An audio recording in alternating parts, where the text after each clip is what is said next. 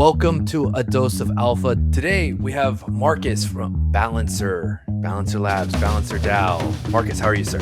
I'm good, guys. Thanks for having me here. It's a pleasure to be talking to you.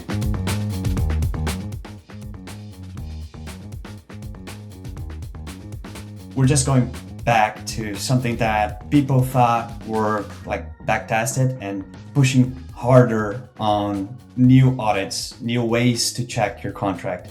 The hacker did his first hit. The second hit was actually a white hat. Why did you guys launch V3 and get V3 out there versus V2? Balancer has always been about other teams being able to build on top of. Flexibility, being like this infrastructure that other products can come and build on top. You're live on Hyper EVM, you're live on Monad. Are you guys interested in going non-EVM? Right now our focus is Ethereum, Arbitrum Base, Gnosis chain, and then we have the other chains as well, Avalanche, Monad, Hyper EVM. I think when we're able to bring everything on chain, the opportunities are going to be insane. So Marcus, something in the news? You got a little Balancer mix-up going on? Can you let us know what's going on with this Balancer Labs, Balancer DAO thing? As we're talking about news, it's no secret that end of last year, Balancer V2 got exploited. Thankfully, in terms, Balancer had already deployed their new version. We were already working with Balancer V3. So we kept pushing. Beginning of this year, there was a understanding that for Balancer to move forward, we need to adapt, especially in terms of costs and funding. And because of that, we came up with this proposal where we change a lot on Balancer. One of the things is we're shutting down Balancer Labs, but then part of that team is joining under the umbrella of Balancer DAO. So right now, what we're going to have is the whole team is going to be under the DAO with SPs, of course, but everything is going to be under the DAO. Unfortunately, we had to do some, of course, tough choices. So we would have enough runway. The team is being reduced by quite a lot, half to be more precise. But also we changed some on tokenomics. We stopped with the VBAO system, stopped minting new BAO. So there's no more the V system going on incentives side of things. And it's just going to be, and it's just much more straightforward right now. Anyone that is going to interact with Balancer knows exactly how things operate and work, or the fees that are part of the whole structure of the product. So if there's swap fees, yield fees, how much that is, it's kind of like straightforward. The product has to work. I mean, the product is good. You don't need that incentive infrastructure around it to be useful. So not just straight liquidity mining and farming your way to zero. Hey, Exactly. Marcus, like in the last 6 months, I mean, if you're not getting exploited, do you even exist? Like, Oh my God, man. the unfortunate reality is like from Aave and this RSC to Drift and everywhere in between, like everybody gets hit at some point in time. It feels like some sort of like left, right, or up or down and center. Unfortunately, it's just part of DeFi. Yeah. I mean, it's one thing that I think it's happening more and more is we're just going back to something that people thought were like backtested and pushing harder on new audits, new ways to check your contract daily, weekly. It's not because it's deployed, it's immutable, has been audited that you don't have to check it again. Even in our case, like the pools were there for like 4 years or so, and immunify, bug bounties, 12 audits. Everybody believed in that. Do you chalk this up to AI? I would say that AI made it way easier for hacks to just keep trying everything they can while they're asleep. Just thousands of agents, a lot of information, go out there, see what you can find. And if there's a bit of a hack in some protocol, check that, see if there are other protocols that have that same thing, and just go for it. So it does make it easier for hackers to try new things. We easier to find exploits and redeploy them. Yeah. We got affected very similar aspect in January, our client Saga. somebody put up a post that there was a core issue in the Cosmos EVM, and across 15 different Cosmos EVM chains, there was a bug, and he'd put a pull request on the GitHub. But before the pull request could fix the bug and get it, an attacker found the pull request and then utilized that to go and make an attack. It's crazy insane. It is. It is. I mean, even on the exploit that happened on Balancer, the hacker did his first hit. The second hit was actually a white hat that had a bot mapping everything out, and he was able to do a second hit on that specific chain before the second hit of the hacker. So just super, super fast, and even save some of the funds that we were able to later create a campaign for. I know that's what it's an arms race for sure. And like TRM Labs and Hypernative and these types of things are like super cool now. Like I think they're like the stuff, for lack of a better word, these like crypto condoms of like transactions like seem to be like what you have to put in place. We work with Hypernative for ever. We have those pausing mechanisms and so on all in place. And the thing is that those first factories that we deployed Balancer V2 pools, they had only a 3-month pause period. And that's why those specific pools didn't have the pause mechanism anymore and weren't able to be paused. The pools that were able to be paused, they were, and it saved a lot of funds as well. Yeah. So it's great to work with them. Yeah, for sure. Marcus, I'm sorry about the downsizing. I know that sucks, but migrating Balancer Labs into going under the DAO brings up something really interesting for the viewers or listeners. A lot of people know tokens, but don't understand the corporate structure that goes into making these, whether it's C Corps and BVIs and Panama foundations and writer companies, like all kinds of weird stuff. How does that look from the legal perspective? What is Balancer Labs? How do you work under a DAO? What's the legal wrapper look like there? Yeah, there's a big change. So Balancer Labs actually is going to be shut down, sunset. Part of the team is actually joining under the OpCo infrastructure, so the operations infrastructure, even though we have smart contracts people joining. So we still have the DAO, we have a foundation, we have the OpCo, we have, as you said, like BVI, Cayman, the entire infrastructure needed to run a DAO. But big difference right now, well, a few of them. One is we're in a much better place right now in terms of jurisdiction with the changes that were made. Before, there was a lot of like fear of everything that we would do, like any deployment, any new hire, where does that fit? How do you do that? Right now, you have more clarity on how things are looking, so you're able to understand the risks of these changes, for example, and everything that we do from day one at Balancer has been with like a lot of support from KPMG and other legal institutions that made sure that we're always playing safe. We're very like risk averse. And the same thing happened now. So when we decided to do this change and say, okay, now the smart contracts team and the data team that were before on B Labs, they're joining OpCo.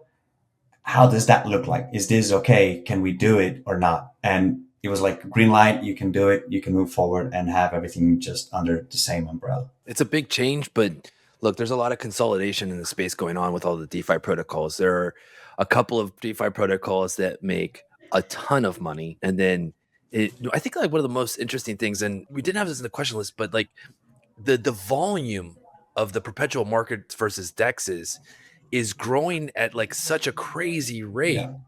Like, I think that's the true competition, is like the perpetual market versus the DEX. What are your thoughts on this? I understand that the perp markets are doing great and they will compete with DEXs. But honestly, when you're talking about an industry that right now have new products coming up that just make it easier for you, for example, to deploy a new stable token, and that token needs liquidity because later you want that token to be added to a lending market.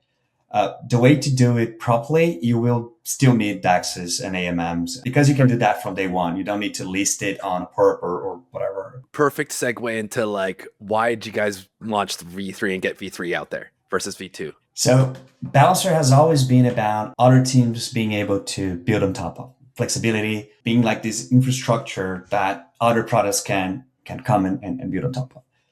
V2 was already like a big game changer on the DEX industry, but the way we built it in a way that a lot could be built on top of, at the same time, it was not easy to build on top of.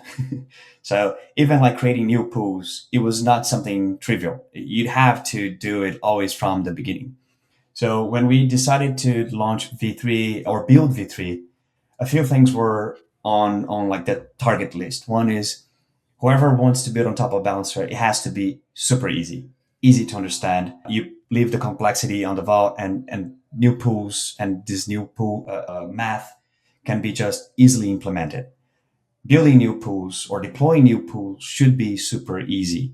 And one other thing was already on our mind is the product has to work by itself, let's say, like without incentives.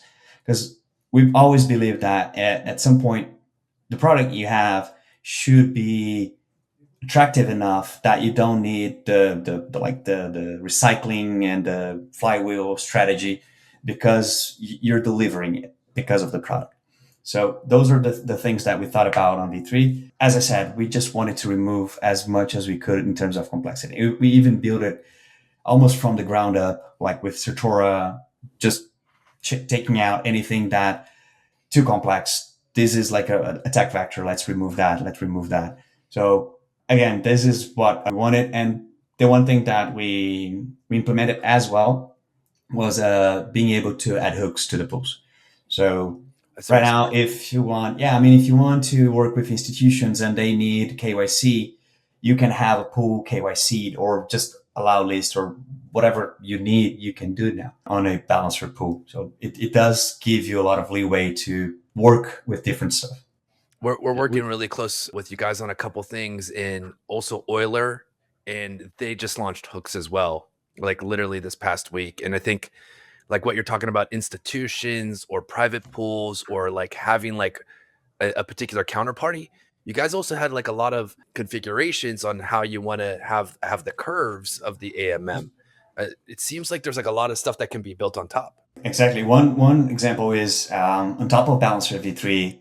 Balancer was always like entire curve. I mean, we have the stable math pools as well, but we never worked with concentrated liquidity. And right now we actually have pools that the auto range pools that they are actually concentrated liquidity, but fungible on Balancer. So that's like the level of things that you can do on top of Balancer V3. You can also have like fungible concentrated liquidity that can shift the range on a smart contract level. So it's not someone shifting ranges or doing anything like that on a smart contract level. So you have this deeper liquidity than full range. You can choose how like narrow you want it to be. And then if you're like a DAO or just a lazy LP that doesn't want to keep changing it all the time, but you just maybe want to cut like the streams of the curve, you can do that, improve your liquidity depth like 3-4 times, and still be safe that you're not like having permanent loss or anything like that. Some extra context for the viewers, listeners. Usually we'll call this kind of thing an ALM, an automated liquidity manager. And usually that sits on top of a pool, which makes for more flexibility. You could run a bunch of different strategies on top of an existing pool, but that's also led to a lot of exploits such as Bunny that went down using their V4 hooks and whatnot. It's in that rebalance issue and that math that oftentimes gets exploited. So one, really interesting that you guys did it at the contract level itself where it's embedded in the pool, which does keep it safer. Two, has that held back from other people that want to do ALMs or want to do conflicting strategies and build on top? Like, does that kind of go antithetical? That's the whole point of it. And it is a different pool than, for example, if we compare it to Uniswap, that every user can go and have their own position and change their position within a specific pool. The pools that we have, they're, as I said, like fungible. So you have one position per pool. Only the pool owner or manager can change parameters there. If, I don't know, volatility starts to happen more and you want to increase the range of the price, So you're safer, you can do that, or the manager can do that. And you can also have like strategies and just follow the market and understand, oh, let's increase the swap fee, decrease the swap fee, or improve wider or lower range on top of it. Yeah. One thing that's made it really, really nice. So Uniswap, when they went to V3, they moved their LP tokens to being NFTs, and that broke a lot of interoperability in DeFi because DeFi was kind of built for fungible tokens. With you guys keeping your LP tokens as fungible tokens, we've been able to now set up lending markets for you guys, where now people can do things like looping liquidity positions and enable cooler DeFi stuff. So one, we really like doing like nearite pools where we're using hooks and USNDs rehypothecated, USDCs rehypothecated, so you're earning the lending rate plus the swap fees. But now people are able to do leverage with their LP tokens. What does that look like? What are some use cases? There's a few use cases. One that you can solve a lot of things. I mean, first of all, one thing that we love at Balancer as well is composability. Is the idea that we can work with a pool that the token goes to a lending market, but then we work with another curator that uses that LP token as collateral or for a looping strategy. One big example is that, let's say you're a DAO, you deployed a new token. You need to provide liquidity for that token on chain, but you don't want to sell it, or you don't want to keep selling tokens for your like daily use.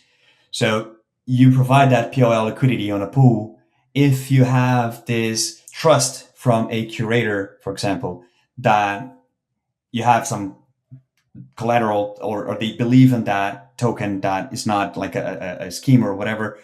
And they say, okay, well, we'll accept that LP token as a collateral here, and you can borrow against it.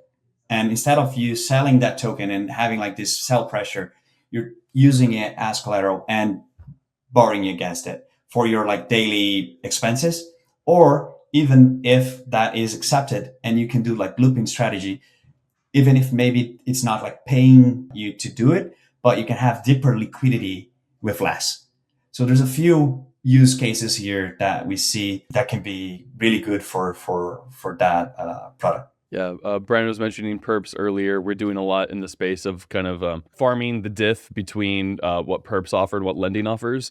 And basically what this enables at a large scale is really cool practical versions of cross margin that people might be familiar with in perps that might not be accessible to regular OPEX. Your example of public goods liquidity, where a team will, fund it so that it's available for their users, or an L1 might offer it to the apps built in their ecosystem and whatnot.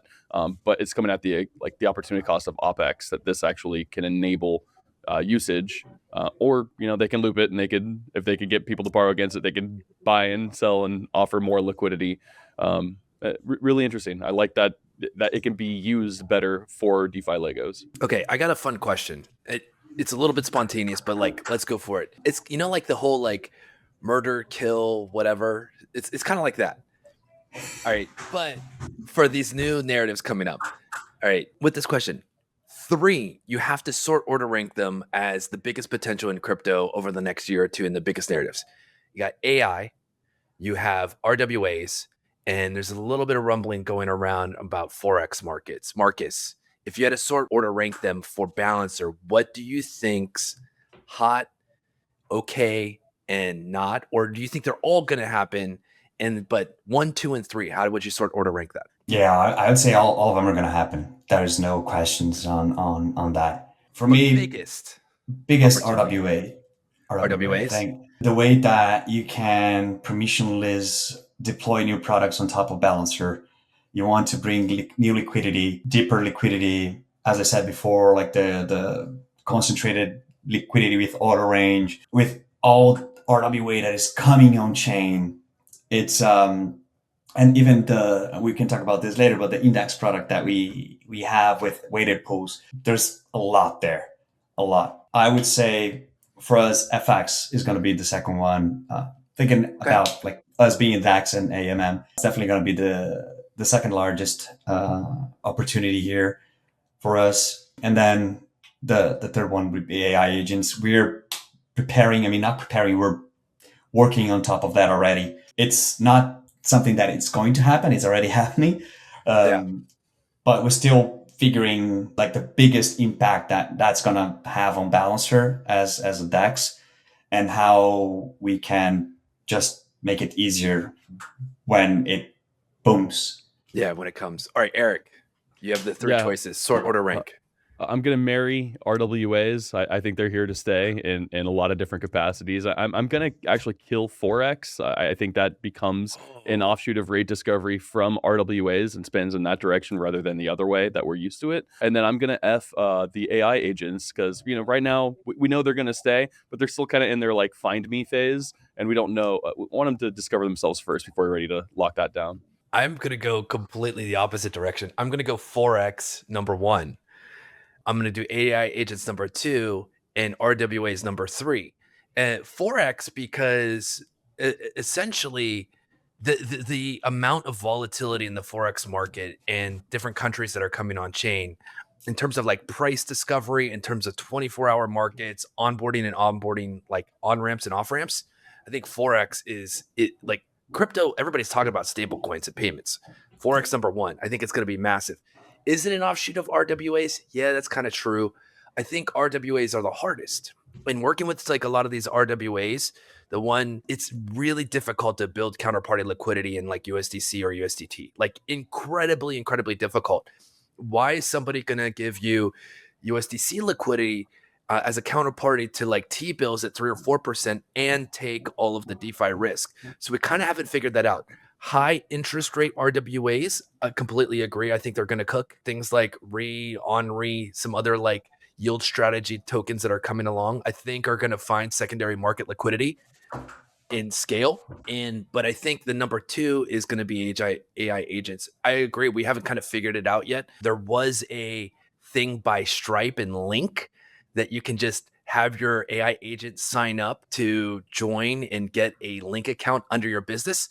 But this is where it's going to cause a lot of problems. If you connect your AI product and your AI agent to Link, you've just claimed ownership of this like AI automation, right?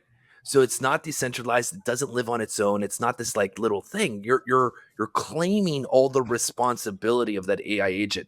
I think that's going to be really, really like high litigious category that if you don't completely decentralize your AI agent, you're going to take on all of that AIs and AI agents liability. I think a lot of things are gonna break until it's right there, Yeah. What if I had my AI agent click it for itself? Dude, if it spun its own server up, decentralized way with like decentralized compute and it's its own business, I think we're going to see a lot of weird like AI agent businesses that just like live on chain. Definitely. Yeah, that's my take on it. But yeah, let's dive into like more of this RWA and index thing that you got, Marcus. So one of the things that going back to the prime days of Balancer, the big difference that Balancer had on its first version actually was that you could do weighted pools, and you could have more tokens. You could have different approach than 50-50.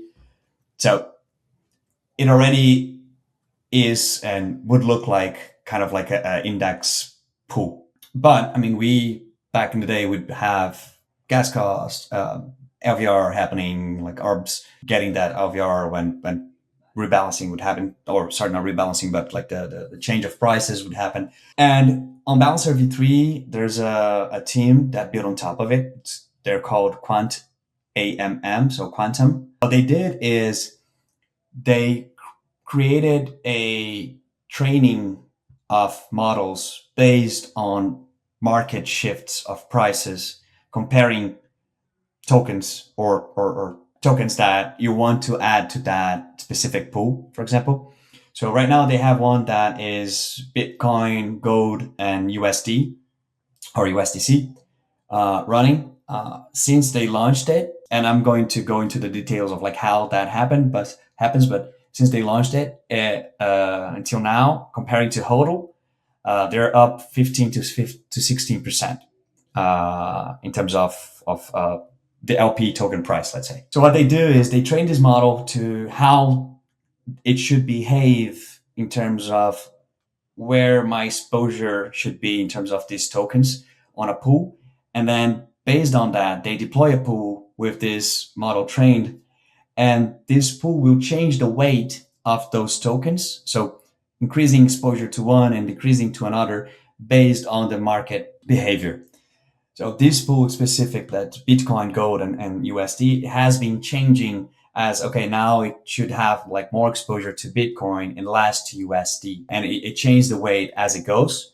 And that's how it got into like 15 to 16% higher than holding. Is that net, like including the price differences with some form of impermanent loss? Yeah, that's like, nah, if you hold the tokens, like if you put 10,000 back in the day in dividing these 3 tokens and you hold them that, or now if you put 10 on that pool and that pool shift weight and like got the best of every market run, you'd be holding 15% more right now. So that's a big, Nice.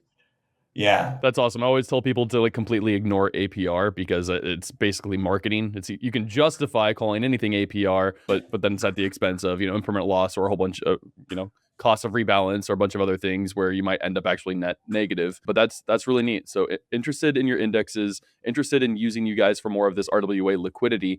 Bryan was mentioning it's difficult to get USDC, USDT. If you guys are like listeners are looking for liquidity against your tokens, Balancer has really easy to use hooks so that you can get USDC that's already earning 4% yield from the money market, and the swaps can just happen natively inside Balancer. Users end up with the end product, which is really, really great UX. You guys have done great. You're live on Hyper EVM. You're live on Monad. Are you guys interested in going non-EVM? Where are you guys going to show up next? With all the changes that we've been through recently, with like downsizing and so on, in terms of new chains, we are holding back for a while. So only if there's like a big win or a big opportunity, for example, on a new chain, and then the priority would go EVM, non-EVM. So right now, to go to non-EVM is not something that is on our radar, but we never know. Like if there's this new product and we need to go to a new non-EVM, we'll be there.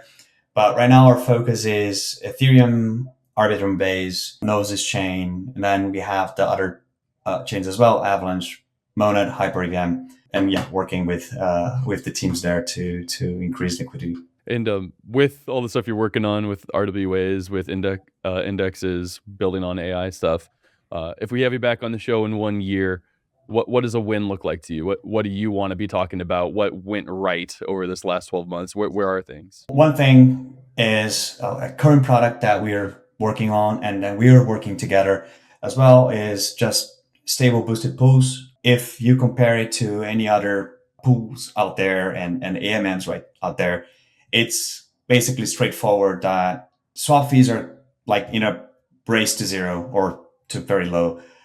So you need other sources of this gain to provide liquidity. So that is just super straightforward, that any protocol that even it's just launching a new stable token, pairing it, at least the second half, with a token that is earning on a lending market is already a big win. So that one, I really want to, in 1 year, to come back and say, well, we increased by, I would say, my goal is at least 500 mil in TVL for those specific pools. But besides that, we are relaunching right now the auto range pools. Those are the concentrated liquidity. That is something that also I really look forward on having more liquidity. We work with partners. So on Monad, for example, we're working with Neverland, and they're bringing their token to Balancer for this uncorrelated assets. These pools are way better for uncorrelated assets as well than just weighted full range pools. So that one as well. And there is one thing that we're like cooking that I won't be able to share right now. But if we're here in 1 year, I'll say that was the thing I was talking about, and it's successful. And the last one is the index fund pool type that I mentioned. Just being able to put there, like we have one that we've been testing, just 7 tokenized stocks that you can change the weight based on like any fund manager or even the training model that we set. And instead of looking at that as a pool, actually we want to look at that as a token. So the LP token is going to be the product. there. It's a bit different of like providing liquidity. The idea is that the pool or the LP token is the product. A little quick shill. We're working with Marcus and the Balancer team on the Monad chain to do LPS collateral, so you can do these like levered loops back into from an Euler market, a custom Euler market with LPS the collateral. Well, I think last time I looked, it was cranking at like 26%. Not financial advice, but it's a really cool mechanism that can loop up on stablecoin liquidity. There's a little bit of like rehypothecation in there, and I think there's like a really incredible future between Balancer and Alpha Growth. Okay, last question. Two more questions. First, last question. Outside of anything that we're doing together, outside of Balancer, what are you most excited about in the crypto space? Any alpha that gets you super hyped? One thing that I've always been hyped about, and is more of like not a new technology or anything like that, but just bringing everything on chain. And when I mean everything is just every product that you can, signing a lease of a new house, everything should be on chain and easy to access. I've been seeing like products and protocols like RAC bringing real estate to on chain, and more of that coming and happening. I think is going to be Figure right? as well. Yes, I mean their Figure HELOC is doing incredible. Yeah, exactly. Equity line of credit. Yeah, I love that. I think when we're able to bring everything on chain, the opportunities are going to be insane. I mean, I'm Brazilian. I'm from Brazil. Like I see how hard people here have a time on getting credit, for example. And if they could use more of their stuff as collateral, for example, on chain, and tap into a APR for borrow that is from another country that is, I don't know, like 4% a year, it would just be amazing for everyone. Exactly. That taps into the Forex stuff that we thought. How about you guys? Before we go to the next one, what about you guys? What's getting you excited? Well, I'm going to make a comment real quick on your answer. I think internally we have this conversation going on. It's not going to be CFI. It's not going to be DeFi. It's just going to be Fi. And it's to be kind of more and more smooth, like back and forth. I think the biggest opportunity, honestly, for me personally, is AI agents. I don't know what that looks like yet, but it is like all the profitability of these AI companies is so enormous that it's going to be hyper centralized. And some of the stuff that's going on with court cases on ChatGPT, people deleting their chats, getting it doxxed, it almost feels like talking to an AI from a personal standpoint feels like I'm talking to a lawyer, or feels like I'm talking to a therapist, right? In a particular way, that I need that to be private. So I feel like the next wave is like all those questions that I'll be honest, I got my account hacked, my Twitter taken over like 2-3 weeks ago. And part of my nervousness was they didn't dox the stuff that I was talking about in Grok. Holy like shit. Seriously, bro. Like I was more nervous about that than them posting this like sham or shill, because there's like some real private shit in there. Like honestly. So like it made me really nervous not to like interact with like Grok again, and really like conservative about how I'm kind of chatting with these AIs. So bringing that all on chain and the ability to wipe it, because I feel it like a very like trusted engagement. So I feel like if that comes on chain, the tokenization has to come on chain, the compute has to come on chain, the GPU, and I'm willing to pay for that product. So I don't have to, So that's kind of like my biggest quote unquote alpha need. Everything comes on chain. I need my AI agent to come on chain. Me, it's agent-to-agent transactions. Talked about no more CFI or DeFi. At this point, I'm just calling it on-chain finance, and I think on-chain finance is how AI is going to interact. So it's how agents transact with each other, because I think that's going to be about 100% of transactions going forward. And then two, just figuring out generalized compute. So Bryan talked about bringing all of the different components to these AI agents on chain. One of them is going to be like, especially for local ones, if you want to throw more tokens in, the tokens have to go somewhere. And if you want that to be decentralized, then you need to have kind of generalized compute providers that can prove that they're offering compute, have a digital marketplace that transpires this. And I think if we can isolate that properly, that becomes the number one tradable commodity in the world. Compute-backed stablecoins. You've been talking about this for a little while. That's awesome. Nice. All right, Marcus, as we get out of here, any last things? How can people reach out to you if they want to get more information about Balancer, get their tokens listed, and things along those lines? First of all, just happy to be here. Thanks for having me. Of course, dude. It's been a great conversation. Hope we do this more often and that I can come back before, but when I come back in a year, that we can all talk about the huge success that it has been this year. For to reach out, you can reach out on me to me on Twitter. It's Marcus_Balancer. Telegram is Marcus Hardt, HARDT, or on Balancer Discord. Balancer is permissionless. You can just go into balancer.fi, build your own pool, add your token there.